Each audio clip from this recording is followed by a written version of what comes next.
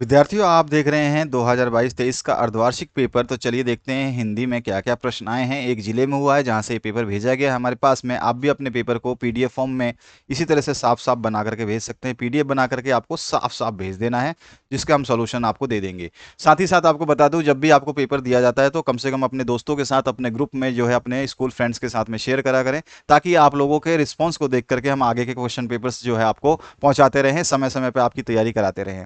तो आपके ऊपर डिपेंड है कि आप कितने एक्टिव रहते हैं, ताकि हम आपको पास में मटेरियल पहुंचाते रहें।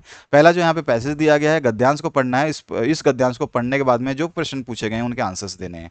तो इस तरह का कोई पैसेज आ सकता है आपका, जिसमें आपसे पहला क्वेश्चन पूछा गया है, निंदा का उद्गम क्या है। तो आप देखोगे निंदा का उद्गम हीनता और कमजोरी से होता है। तो यहाँ पे क्वेश्चन में ही आंसर लिखा हुआ है, तो यहाँ पे हीनता और कमजोरी जो इसका आंसर हो जाएगा। मैंने शॉर्ट में लिखा है, आप पूरा लिख दोगे कि निंदा का उद्गम जो है हीनता और कमजोरी से होता है। यही ठीक है ना। तो यही उद्गम क्या है, निंदा का उद्गम क्या है, तो निंदा का उद्गम जो है हिंता और कमजोरी है। ठीक है, इस तरह से आप लिख दोगे। दूसरा जो क्वेश्चन है, निंदा करने वाला क्या कहलाता है। तो निंदा करने वाला जो है निंदक कहलाता है। आपको अच्छी तरह से पता है, इस पैसेज में नहीं है लेकिन आपको पता होना चाहिए, निंदक कहलाता है। ठीक है। उसके बाद में ग पार्ट में है, दूसरे की निंदा करने वाला क्या अनुभव करता है। तो दूसरे की निंदा करने करके ऐसा अनुभव करता है, यानी कि हम कह सकते हैं दूसरे की निंदा करने वाला यह अनुभव करता है कि वे सब निकृष्ट है और वे सबसे अच्छा है, यानी कि वो सब बेवकूफ है और वो सबसे बुद्धिमान है। ठीक है, इस बात को हम समझ सकते हैं। अगला जो क्वेश्चन है, निंदा की प्रवृत्ति कब बढ़ती है। तो निंदा की प्रवृत्ति कब बढ़ती है, तो हम आसानी से बता सकते हैं, जो जो हम कर्म क्षीण होते हैं तो त्यों त्यों हमारी निंदा की प्रवृत्ति बढ़ती है। तो यहाँ पर हमारा सीधा सीधा लिखा है, ज्यों ज्यों हम कर्म क्षीण, यानी काम के प्रति जो है क्या होते हैं, क्षीण होते हैं, काम के प्रति जो आलस्य होते हैं हम, तो हमारी जो जो जो निंदा करने की प्रवृत्ति जो है बढ़ती जाती है। इसके बाद में इस गद्यांश का उपयुक्त शीर्षक जो है निंदा का रस इसमें बताया गया है, तो निंदा रस जो है इसका सही आंसर हो जाएगा। अगले क्वेश्चन की बात करें तो यहाँ पर 200 शब्दों में निबंध लिखना है। निबंध के लिए आपको पॉइंट जो दिए गए हैं, इसमें आपको पर्यावरण प्रदूषण, प्रस्तावना, प्रदूषण के प्रकार, उपसंहार वगैरह सब दिए हैं। आप चाहे तो इसको यूज कर सकते हैं, या फिर आप ये वाला जो है दूसरा पार्ट है, जीवन में खेलकूद का महत्व, जिसमें प्रस्तावना, खेलों के महत्व, खेलों से लाभ और उपसंहार। इसका जो नेक्स्ट क्वेश्चन है, आप अपने विद्यालय के प्रधानाचार्य को 2 दिन का अवकाश हेतु जो है प्रार्थना पत्र लिखिए। ये 5 नंबर आपको देगा अगर आप केवल अवकाश के लिए प्रार्थना पत्र लिखते हैं। लेकिन अब इस बार जो है आप आपसे आपसे जो है स्कूल स्कूल फीस माफ़ी का भी आ सकता है। देखो कई जगह पे, हर जगह पे अलग अलग जब पेपर बनते हैं, जब डिस्ट्रिक्ट वाइज पेपर होते हैं अर्धवार्षिक के और वार्षिक के, नॉन बोर्ड क्लासेस के, तो क्या होते हैं, अलग अलग पेपर्स बनते हैं। हर जिले में अलग पेपर बनाने की कोशिश की जाती है। तो यहाँ पे अवकाश का आया तो हो सकता है आपके लिए टीसी का आ जाए, या फिर हो सकता है आपके लिए शुल्क माफ़ी का आ जाए। ठीक है, इस तरह से आपसे कुछ भी पूछा जा सकता है। तो एप्लीकेशन लिखना बहुत ही आसान है, बस आपको उसका मैटर समझे, बिल्कुल समझदारी से समझ लेना है कि मैटर में क्या लिखते हैं, बस। इसके बाद चौथा जो क्वेश्चन है, इसमें आपसे पूछा, मुहावरे का अर्थ स्पष्ट करते हुए वाक्य में प्रयोग कीजिए। तो कलेजा धक धक करना, यानी कि घबराहट होना। ठीक है ना। तो आप कह सकते हो, चोर को देखते ही मेरा कलेजा धक धक करने लगा, या फिर रात में चोर को देखते ही मेरा कलेजा धक धक करने लगा। कुछ भी आप में एक बना सकते हो। वाक्य बनाना, रटना जरूरी नहीं है, समझदारी जरूरी है।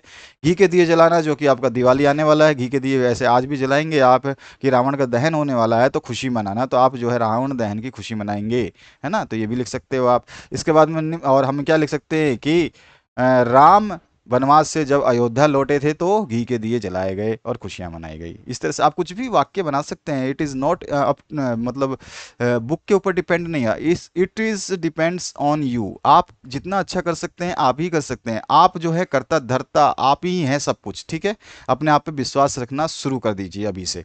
आगे जाके आपको कोई भी कन्फ्यूज़न नहीं होगा। अच्छे से अच्छी तैयारी करेंगे, बेहतर रिजल्ट आएगा आपका। नेक्स्ट जो पार्ट है आपका, निम्नलिखित शब्दों के दो दो पर्यायवाची शब्द लिखने हैं। कोई भी आपका नदी जैसे शब्द दिया है, इसके 2 पर्यायवाची, चंद्रमा के 2 पर्यायवाची, तो हमने 2 अपनी मर्जी से लिखे हैं। अब पता नहीं 50 होते हैं। तो सरिता है और तटनी है, ये जो है नदी का हो गया। ठीक है, चंद्रमा का चांद हो गया, शशि हो गया। ठीक है, तो इस तरह से चंद्र हो जाता है। इसके बाद नेक्स्ट जो पार्ट है, निम्नलिखित शब्दों में प्रयुक्त उपसर्ग एवं प्रत्यय छाट करके लिखिए। आप यहाँ पे देख सकते अनुपालन जो है, इसमें अनु उपसर्ग है और प्रत्यय क्या है, पालन हो जाएगा।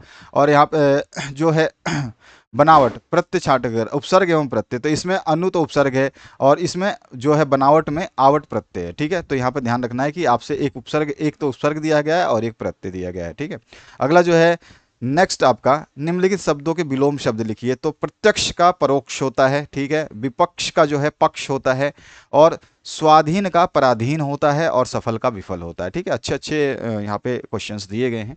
इसके बाद जो नेक्स्ट होता है, निम्नलिखित शब्दों के तत्सम रूप लिखिए। तत्सम रूप वो रूप होते हैं जो संस्कृत के वाक्य कहलाते हैं और उसको हिंदी में ज्यों का त्यों रख दिया जाता है। साथ साथ में आपको मैं गाइड करता जा रहा हूँ, वीडियो को ढंग से देखें, समझें और अपने दोस्तों को, अपने ग्रुप में, अपने स्कूल फ्रेंड्स को शेयर करना बिल्कुल ना भूलें। अगर आपको वीडियो अच्छा नहीं लगता तो फटाक से डिसलाइक कर दे, कोई इशू नहीं है, लेकिन शेयर करना बिल्कुल ना भूलें। क्योंकि आपको भले ही कोई सब्जी पसंद ना हो, लेकिन हो सकता है आपके दोस्त को, अपने मित्र के पास आपने नहीं बैठे हो, नहीं पता हो, आपकी इंटरेस्ट नहीं पूछा हो। सब्जी का मतलब हो गया जैसे कि आपको ये पेपर पसंद नहीं है, हो सकता है आपके दोस्त को ये पेपर पसंद आए। तो इसलिए मैं कहता हूँ केवल शेयर कर दीजिए। उसके अलावा जो भी आपको करना है, चैनल सब्सक्राइब नहीं करना मत कीजिए, ज़रूरत नहीं है उसकी। आपको लाइक नहीं करना मत कीजिए, उसकी भी ज़रूरत नहीं है। लेकिन शेयर की ज़रूरत है, क्योंकि हर किसी का टेस्ट अलग अलग होता है। किसी को नहीं पता कि ये पेपर कितने महत्वपूर्ण है, और किसी को पता होता है कि ये पेपर की वैल्यू 100% सही है, और किसी को लगता है ये पेपर बेकार है, इसकी 0% वैल्यू है। तो वैल्यू तो अपने अपने नज़रिए की बात है। मैं कहूँगा केवल आप शेयर कर दीजिए, नज़रिया मिलाने वाला अपने आप नज़रिया मिला देगा। नेक्स्ट जो पार्ट है उसकी बात करते हैं, निम्नलिखित शब्दों के तत्सम। तत्सम शब्द मैंने आपको बता दिया, जो शब्द संस्कृत से ज्यों के त्यों लेकर के हिंदी में उपयोग किए जाते हैं उनको हम तत्सम शब्द कहते हैं। और धरती का जो है धरित्री होता है, तो धरित्री जो है आप हिंदी में भी यूज़ करते हैं, संस्कृत में यूज़ करते हैं। और धर्म का जो है आप हिंदी में भी यूज़ करते हैं और संस्कृत में भी यूज़ करते हैं। तो धर्म का धर्म हो जाएगा, पंछी का पक्षी हो जाएगा, और सच का सत्य हो जाएगा। इसके बाद जो नेक्स्ट पार्ट है आप देखिए, यहाँ पे एक पद्यांश दिया गया है। पद्यांश मतलब एक कविता दी गई छोटी सी, ठीक है, ये कविता आपने पढ़ी भी होगी। तो यहाँ पद्यांश का जो है अर्थ आपको बताना है, पद्यांश ने क्या अर्थ बताई है ये आपको बताना है, पढ़ाया भी होगा, आप आसानी से अर्थ बता दीजिएगा।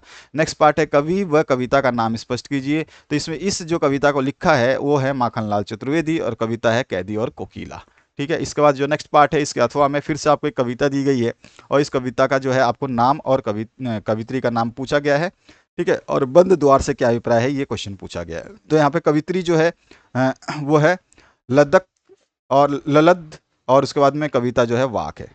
इसके बाद जो नेक्स्ट क्वेश्चन है, निम्न गद्यांश को पढ़कर उसके नीचे लिखे प्रश्नों के उत्तर आपको देने हैं। तो यहाँ पे छोटा सा फिर से आपको गद्यांश दिया है, सालीम अली वाला, आपको पता ही है अच्छी तरह से, जो कि पक्षियों के प्रेमी थे। पाठ के लेखक का नाम, तो पाठ सांवले सपनों की याद, और लेखक जो है सालिम अली हैं, ठीक है। इसके बाद जो नेक्स्ट है आपका, सालिम अली टापू बनाने के बजाय अथाह सागर थे, इससे क्या अभिप्राय है। तो ये आपका क्वेश्चन तो आपके बुक में पढ़ा ही होगा, आप आसानी से समझ सकते हैं इस बात को। आते हैं नेक्स्ट पार्ट की तरफ। यहाँ पे पाठ्य पुस्तक क्षितिज की कविताओं के आधार पर निम्न प्रश्नों के उत्तर दीजिए। तो आपसे क्षितिज में से ज्ञानी से कवित्री का क्या अभिप्राय है ये पूछा गया है, और गोपी को कृष्ण की बांसुरी अपने होठों पर रखने से क्या आपत्ति है ये आपको बताना है। तो यहाँ पे सीधा सीधा आपसे पूछा गया है। नेक्स्ट है, निम्नलिखित प्रश्नों के उत्तर दीजिए, जिसमें आपका कोरोना महामारी कोविड-19 से बचने के क्या क्या उपाय हो सकते हैं, जनरल क्वेश्चन है। साथ साथ सच्चे मित्रों की क्या पहचान होती है, क्या हीरा और मोती सच्चे मित्र थे, दो बैलों की कथा, वहां से ये क्वेश्चन लिया गया है, आप आसानी से अपने शब्दों में पिरो के लिख सकते हैं।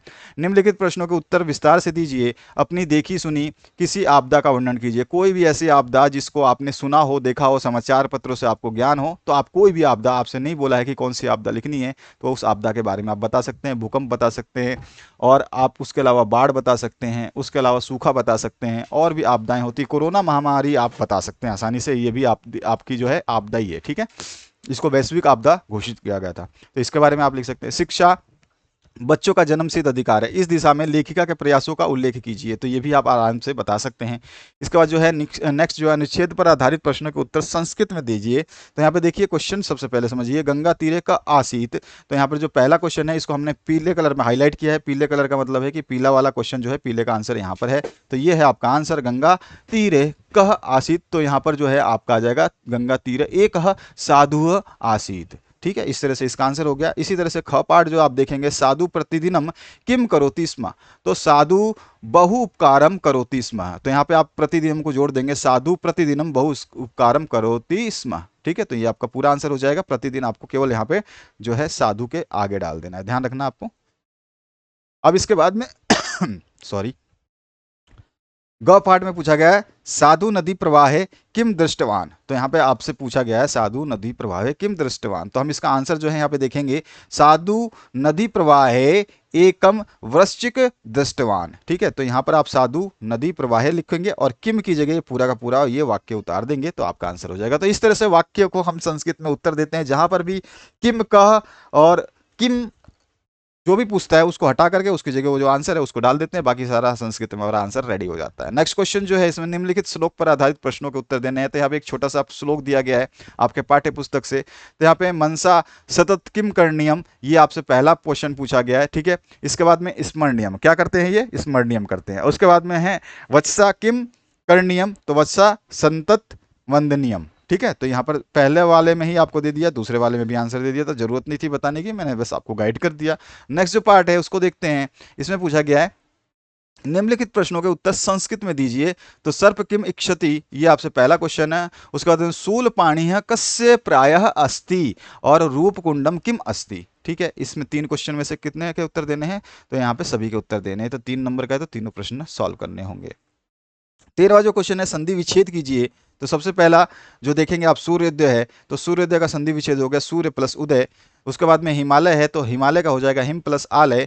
इसके बाद में विद्यालय है तो विद्या प्लस आलय। और उसके बाद में स्वागतम है तो इसमें सु प्लस आगतम होता है, ठीक है। ये थोड़ा सा अलग चीज होता है, ध्यान रखना है आपको।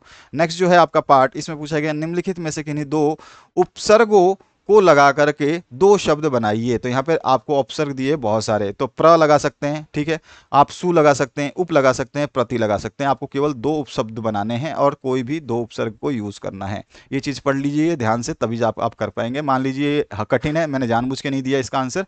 मान लीजिए कठिन है तो हम क्या, सु से जब हमारा उपसर्ग हो जाएगा तो हम क्या करेंगे, उपसर्ग जो है आपका पहले लगता है, तो देखो यहाँ पे सुंदर, ठीक है, सुशील।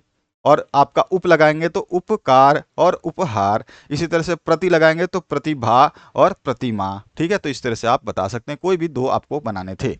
इसके बाद में 2 बैलों की कथा का सारांश विस्तार से लिखिए। तो इसकी कथा का सारांश जो है आप आसानी से अपने शब्दों में लिख सकते हैं। अपने अपने वाक्य प्रयोगिए, जो आपसे कहानी ने समझाया है उस कहानी को आप अपने शब्दों में लिख दीजिए। तो ये इससे 4 नंबर मिल जाएंगे। ये था क्वेश्चन पेपर। शेयर करना ना भूलें, बस एक ही रिक्वेस्ट है आपसे, शेयर कर दीजिए ताकि आप लोगों के लिए हम सॉल्यूशंस देते रहें, क्वेश्चन पेपर्स देते रहें। और आप अपना पीडीएफ भेजना चाहते हैं तो पीडीएफ भेज सकते हैं। पीडीएफ का साफ पीडीएफ जो है आप भेजना। व्हाट्सएप नंबर जो है नीचे डिस्प्ले हो रहा है, आप देख पा रहे हैं नीचे व्हाट्सएप नंबर डिस्प्ले हो रहा है, लेकिन इस पर केवल पीडीएफ ही भेजने के लिए आप जो है इसका यूज़ करें, अन्यथा ना करें। Thank you very much, have a good day.